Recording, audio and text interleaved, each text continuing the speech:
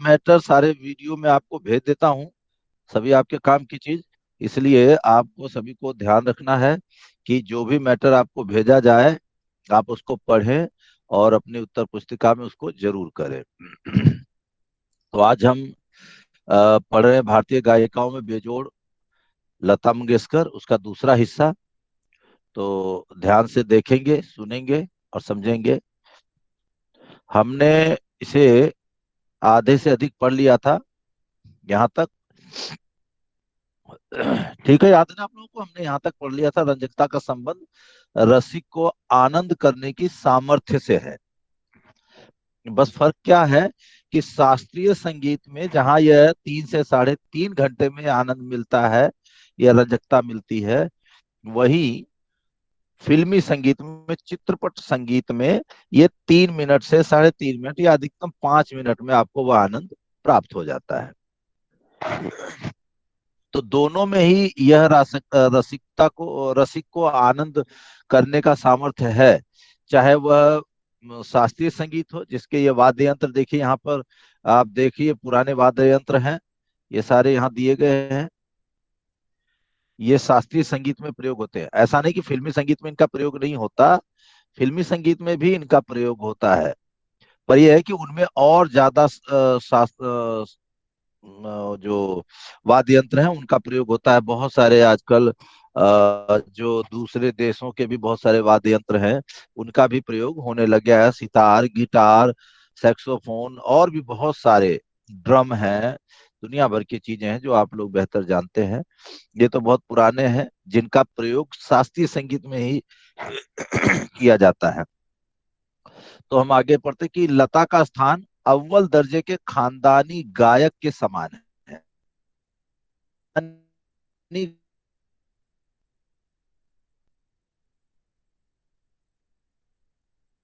और उनका भाई भी संगीतकार, उनकी सारी बहनें संगीतकार, मतलब गीत गाती थी। तो इस प्रकार से कोई गीत गाता है या कोई गीत बनाता है या संगीत बनाता है तो उसी परिवार से होने के नाते यह उन पर काफी हद तक अव्वल दर्जे यानी बहुत ही श्रेष्ठ, बेटर देन बेटर एकदम, तो बहुत ही श्रेष्ठ दर्जे की, क्वालिटी की वो गायिका थी। किसी ने पूछा कि क्या लता शास्त्रीय गायकों की 3 घंटे की महफिल जमा सकती हैं? लेखक उसी से प्रश्न करता है कि क्या कोई प्रथम श्रेणी का गायक 3 मिनट में चित्रपट का गाना इतनी कुशलता और रसोत्कटता, रस की उत्कटता यानी जो रस को उत्पन्न करे और लोगों को अपनी ओर आकर्षित करे, से गा सकेगा? शायद नहीं। खानदानी गवैयों ने चित्रपट संगीत पर लोगों के कान बिगाड़ देने का आरोप लगाया। यानी जो लोग खानदानी गायक रहे हैं, जो पारंपरिक गीत गाते रहे हैं, या यूं कहें कि जो शास्त्रीय संगीत को गाते बजाते रहे हैं, उन लोगों ने आरोप लगाया कि ये जो चित्रपट संगीत है, फिल्मी जो संगीत है, इसने लोगों के कान बिगाड़ दिए हैं, क्योंकि वो शास्त्रीय संगीत नहीं सुनना चाहते। लेखक का मानना है कि चित्रपट संगीत ने लोगों के कान सुधारे हैं। भाई संगीत की तरफ लोगों का ध्यान खींचा है कम समय में। आप कहीं चलते चलते भी सुन सकते हैं, कहीं आप जा रहे हैं, वॉकिंग कर रहे हैं, गाड़ी चला रहे हैं, आप हेडफोन लगा करके सुन लेते हैं। जबकि शास्त्रीय संगीत के लिए बहुत लंबा समय चाहिए, और आज के समय में ना तो समय है लोगों के पास इतना, ना इतना धैर्य है, क्योंकि शास्त्रीय संगीत में धैर्य सबसे अहम अहम चीज है।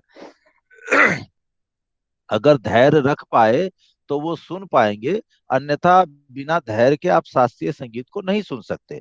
तो ये खास बात है उसमें। आगे लेखक कहता है, इसलिए लेखक कहता है भाई दोनों की तुलना नहीं की, सीधी सी बात है। अगर आप एक जैसा काम करते हैं, दो लोग या दो से अधिक लोग,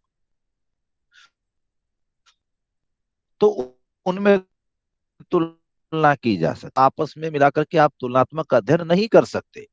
जाहिर सी बात है, किसी के द्वारा किए गए काम में से कुछ अच्छा लगेगा, किसी का दूसरे किस्म का काम है तो उसमें से आपको कुछ और अच्छा लगेगा। तो इस प्रकार से आपको निर्णय लेना मुश्किल का काम होगा कि कौन सा आपको सही लगेगा। और आज के युग में तो हर कोई कहता है भाई 3.5 घंटे के बजाय हमें तो 3.5 मिनट में जब वो आनंद मिल रहा है, तो हम 3.5 घंटे एक ही जगह बैठ करके एक ही किस्म के राग को या शास्त्रीय संगीत को क्यों सुने। ऑब्वियसली वो तो साफ मना कर देगा। लेकिन जो शास्त्रीय संगीत को पसंद करने वाला होगा, वो फिल्मी संगीत को अच्छा नहीं मानेगा। क्योंकि एक तो इसमें कुछ शब्दों के ऐसे प्रयोग होते हैं, और कुछ भी जोड़ तोड़ करके गीत बना दिया जाता है। आप देखिए कि आजकल के बहुत सारे गाने हैं, जैसे आप देखिए नागिन दिन गिन गिन गिन गिन, या बाबू डीजे वाले बाबू मेरा गाना बजा दे। अब इसमें है ही कुछ नहीं, ऐसी बहुत सारे गाने हैं, दुनिया भर के गाने फिल्मी संगीत हैं।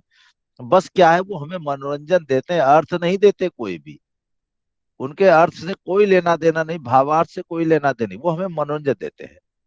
जबकि शास्त्रीय संगीत में अर्थ का भी महत्वपूर्ण योगदान होता है, और उसमें विकृति नहीं होती है। कहने का मतलब कि ऊट पटांग शब्दों का या किसी के नाम को लेकर के, जैसे चमेली या कुछ भी गानों में बना दिया जाता है, चिकनी चमेली या इस टाइप से। तो ये जो चीजें हैं वो आपको उसमें नहीं मिलेगा। ये खास बात है शास्त्रीय संगीत में। तो लेकिन अब समस्या यह है कि जो नवयुवा है, नवयुवा के साथ छोड़िए, पुराने लोग भी हैं हमारे घरों में, जो हमारे माता पिता चाचा ताऊ हैं, जिनकी एज अभी 50 या 50 से नीचे है, वो भी, और जो 60 के पार वाले हैं, भले वो पुराने म्यूजिक को पसंद करते हो या, लेकिन करते तो हैं।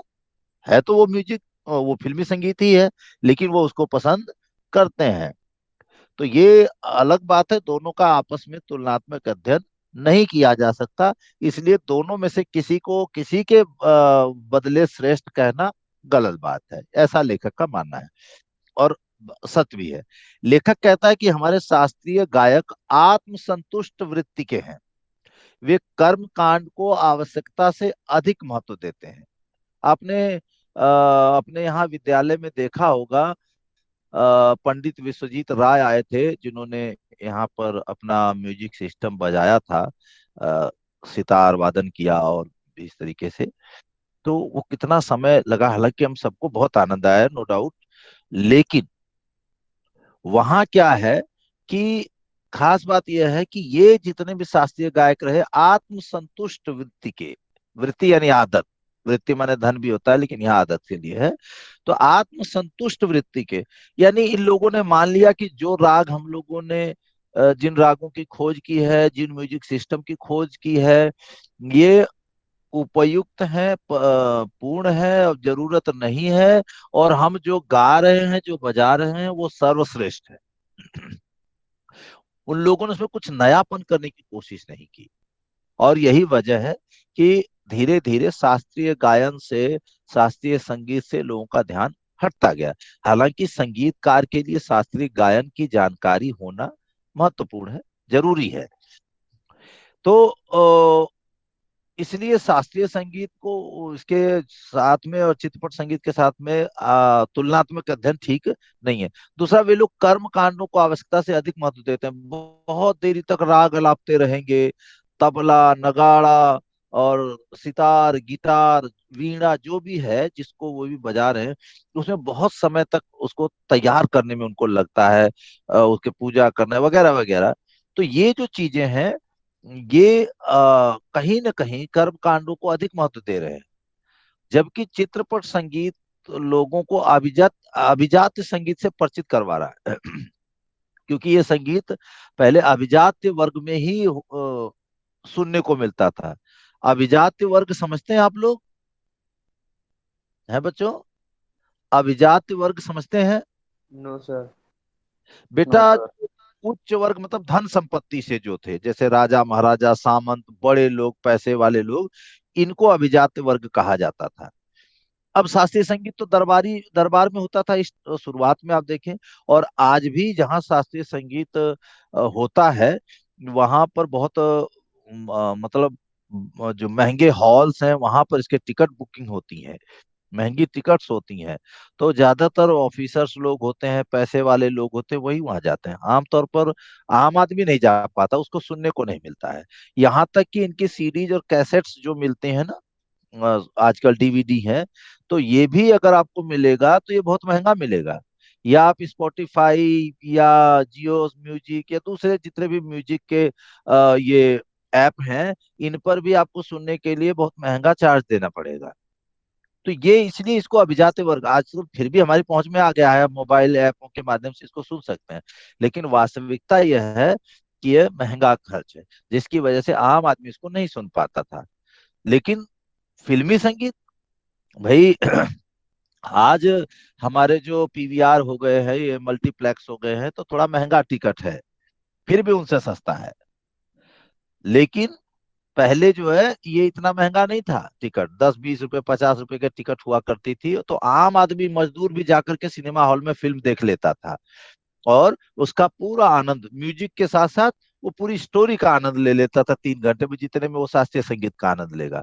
तो उनकी पहुंच में आ गया, वो भी गाना गुनगुनाने लग गया, टेढ़ा मेढ़ा कैसा भी, मोटी आवाज पतली आवाज भद्दी आवाज, पर वो गा के आनंद तो ले रहा है। सीधी सी बात है। शास्त्रीय संगीत को वो नहीं गा सकता। शास्त्रीय संगीत को गाना और उस पर 3 से 3.5 घंटे का समय देना, ये अपने आप में हॉरिबल है। आम आदमी के लिए टॉरिबल है। जैसे कि आप कह सकते हैं कि ये आपके लिए कष्टप्रद होगा, भाई इतना समय कौन देगा, एक मजदूर आदमी कमाएगा या 3 घंटे बैठ करके ये सुनेगा। तो इस तरीके से बहुत सारी चीजें हैं। यह काम चित्रपट संगीत के लोगों ने किया, जाहिर सी बात है उन लोगों ने इसमें नयापन किया और अभिजात वर्ग से निकाल करके उसको बाहर ले आए, और आम आदमी की पहुंच में इन्होंने बना दिया चित्रपट संगीत को। इसमें लचकदारी है, उस संगीत की मान्यताएं, मर्यादाएं, झंझटें आदि निराली हैं। यहाँ क्या है, लचकदारी है फिल्मी संगीत में। जबकि उस संगीत में यानी शास्त्रीय संगीत में क्या है, मान्यताएं, मर्यादाएं, झंझटें आदि निराली हैं, वो बहुत है। यहाँ नवनिर्माण की गुंजाइश है। फिल्मों में देखिए रोज नए ढंग के गाने आ रहे हैं, रोज। अगर नए ढंग का गाना नहीं होगा, कुछ उसमें नयापन नहीं होगा, तो उसे कोई नहीं सुनेगा। इसमें शास्त्रीय रागदारी के अलावा लोकगीतों का भरपूर प्रयोग किया गया है। और ये इसी के लिए कह रहा है, फिल्मी संगीत के लिए, यानी शास्त्रीय रागदारी भी डाली है उन्होंने और लोकगीतों का भी भरपूर प्रयोग किया है। संगीत का क्षेत्र विस्तृत है। ऐसे चित्रपट संगीत की बेताज साम्राज्ञी, ये साम्राज्य लिखा है, साम्राज्ञी यज्ञ होना चाहिए, ये इसको आप ऐसे लिख सकते हैं, यहाँ थोड़ा सा गलत लिखा है। सम्राट का स्त्रीलिंग होता है सम्राज्ञी। ये कई बार पूछ भी लेता है, शब्द दे दिया कि इसका विलोम लिखिए अपठित गद्यांश में। तो ध्यान रखिए, सम्राट का विलोम होता है सम्राज्ञी। ठीक है, ज्ञ। तो अपनी कॉपी में लिख लेंगे सम्राट, सम्राट का विलोम सम्राज्ञी। यानी पुरुष है तो सम्राट, महिला है तो सम्राज्ञी। जैसे पुरुष है तो विद्वान और महिला है तो विदुषी। पुरुष है तो वीर है, ठीक है।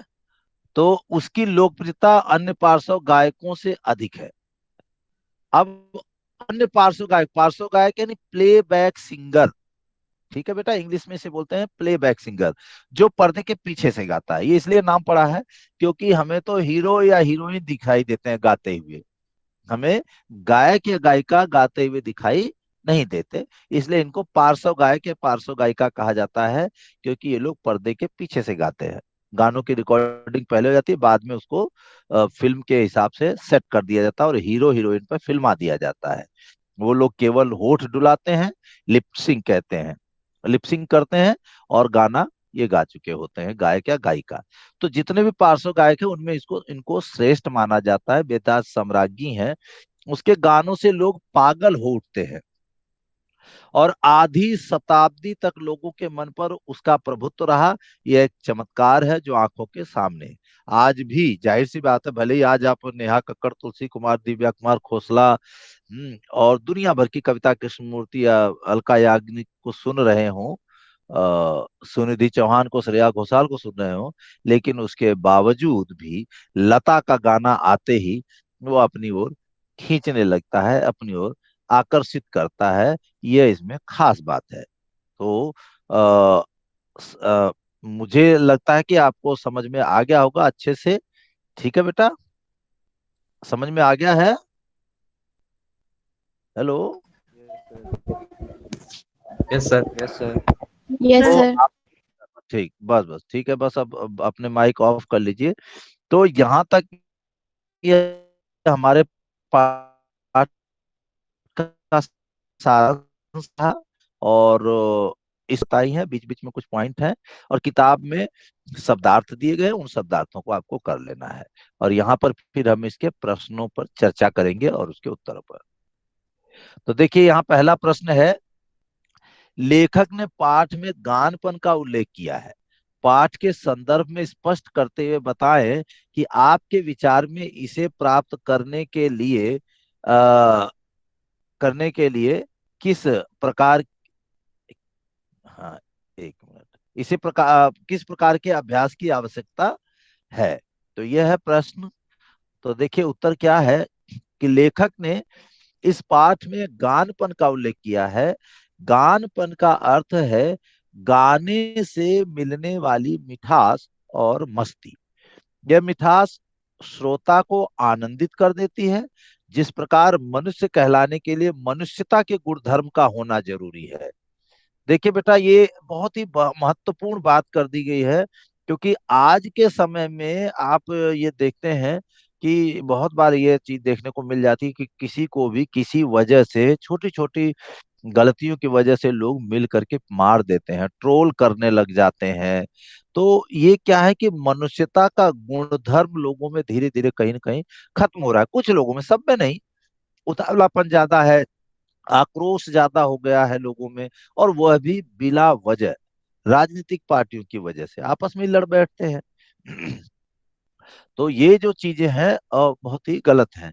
तो गुणधर्म, मनुष्यता का गुणधर्म, यानी अगर आपके अंदर आप इंसान हैं तो इंसानियत होना जरूरी, वही चीज है मनुष्य यानी इंसान, और इंसानियत यानी मनुष्यता, यानी दूसरे के प्रति दया की भावना रखना, प्रेम मिलाप रखना, अच्छा व्यवहार करना, यह मनुष्यता का गुणधर्म होना जरूरी है। उसी प्रकार संगीत में भी गानपन आवश्यक है, यानी उसमें मिठास हो, मस्ती हो, ताकि आप उसको आसानी से सुने और उसको हृदयंगम करें, तभी वह ठीक है।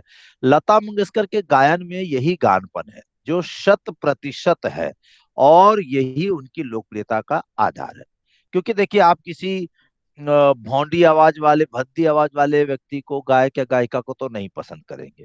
कुछ समय के लिए उसके शब्द आपको हो सकता है अच्छे लग जाएं, लेकिन यह जरूरी नहीं है कि आप उसे पसंद करेंगे। पीछे एक लड़की थी, क्या नाम था उसका, पूजा ढिंचैक, याद है आप लोगों को? Yes sir. Yes sir. Yes sir, Dhinchak Pooja. हाँ, ढिंचैक सर पूजा। मग्गे में तो गाती है वो, वो। हाँ, सर वो क्या कह रहे हो माइक। सिद्धार्थ? सर वो मग्गे में गाती है जिससे नहाते हैं। वो बड़े प्रयोग करती है स्कूटर पे कभी क्या, और इतना भद्दा गाती थी। लेकिन अब देखिए, आज का दौर है, कुछ भी नहीं कर सकते कि कोई ऐसा भी आदमी फेमस, कितनी फेमस हो गई थी, इतने सारे लोगों ने उसको डिसलाइक करने के लिए देख लिया।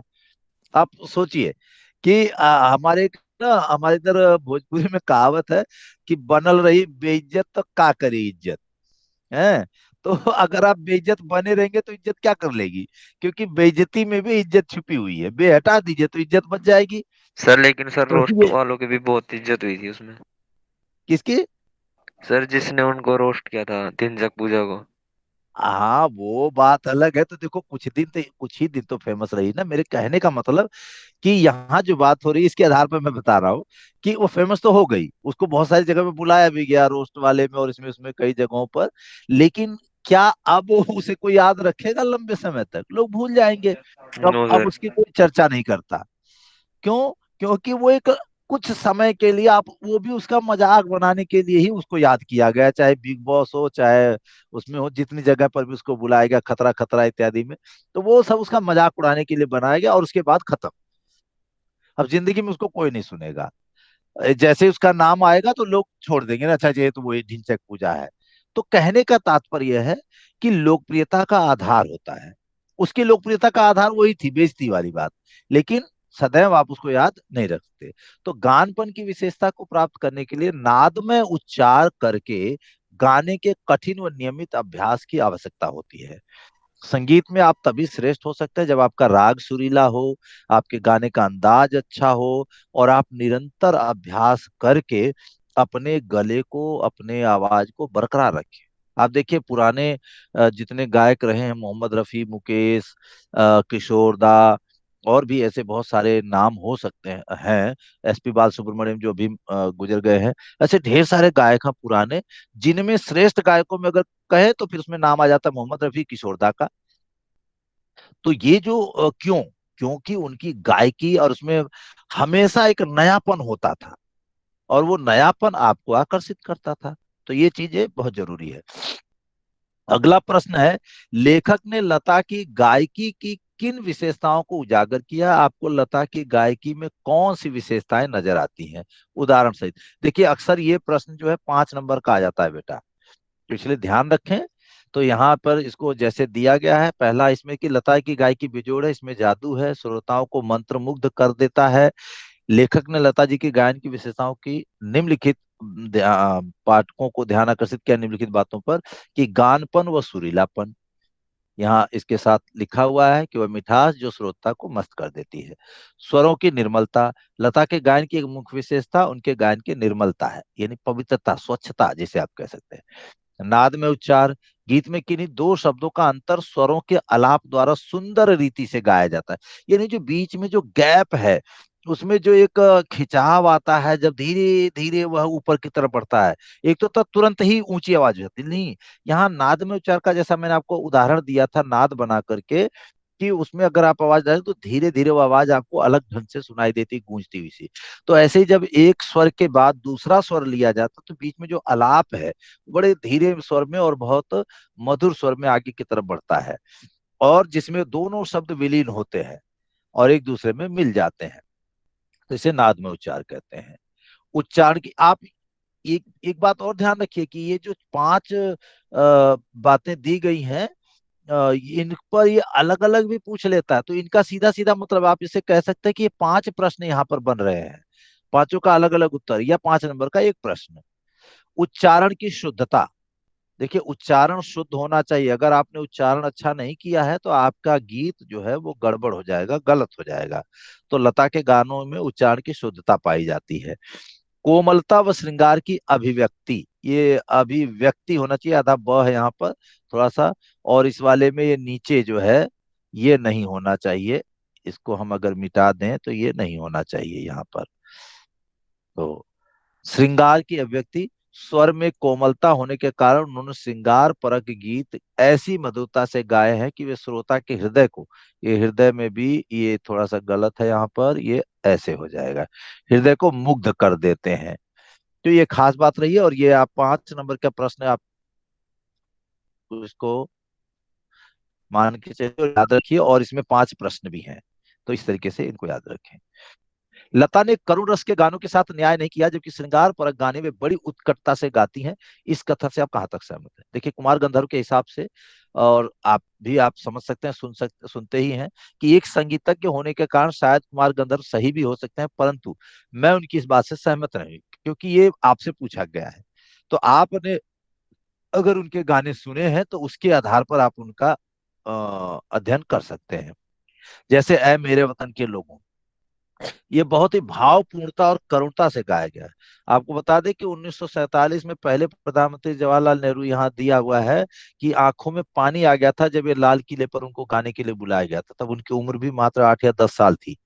इसी प्रकार उनके अन्य गीत, जैसे रुदाली फिल्म में गाया गया गीत दिल हूम करे, जो कि राजस्थानी बेस्ड है, और ओ बाबुल प्यारे आदि गीत, बहुत सारे ऐसे गीत हैं जो करुणता से गाए गए हैं, जिसमें करुण रस है, जहाँ दुख है, दर्द है, वहां पर करुण रस होता है। लता ने अपने करुण रस के गीतों के साथ न्याय नहीं किया, ऐसा कहना हमारे हिसाब से ठीक नहीं। हालांकि कुमार गंधर्व एक संगीतकार है, शायद वो और बेहतर तरीके से समझते हैं, इसलिए उन्होंने कहा होगा। तो कहता है लेखक कि इसमें उत्तर कहता है कि करुण रस विशेष प्रभावशाली रीति से व्यक्त होता है, हालांकि ऐसे गीतों की संख्या कम है। हाँ, ये जरूर है कि उन्होंने ऐसे गीत कम गाए हैं, पर ये नहीं कहा जा सकता कि उन्होंने श्रृंगार परक गीत, अरे करुण रस के गीतों पर उतना ध्यान नहीं दिया। संगीत, और सबसे खास बात यह है कि फिल्मों में हम करुण रस के ज्यादा गीत नहीं गा सकते, नहीं गवा सकते, तो जाहिर सी बात है कोई भी गायक या गायिका ही ज्यादा गीत नहीं गाएगा भाई। अब कोई फिल्म होगी तो उसमें एक आध कोई गीत होगा बिछड़ने का, या विदाई का, या इस तरीके से, या किसी की हत्या हो जाए उस पर गाना, या देश से संबंधित, अपने नौजवानों से संबंधित कुछ हो सकता है। लेकिन हाँ, पूरी फिल्म में थोड़ी होगा ऐसा, तो इसलिए वहां पर कम गाया जाता है। संगीत का क्षेत्र ही विस्तीर्ण है, वहां विस्तीर्ण यानी बहुत बड़ा है। वहां अब तक अलक्षित, असंशोधित और अदृष्टिपूर्व, ऐसा खूब बड़ा प्रांत है, तथा यानी भी बहुत कुछ है जिसको भी लक्ष्य नहीं किया गया, जिसको संशोधित यानी उसको, उसकी काट छांट, उसका शुद्धिकरण नहीं किया गया, या जिस पर अभी दृष्टि नहीं डाली गई।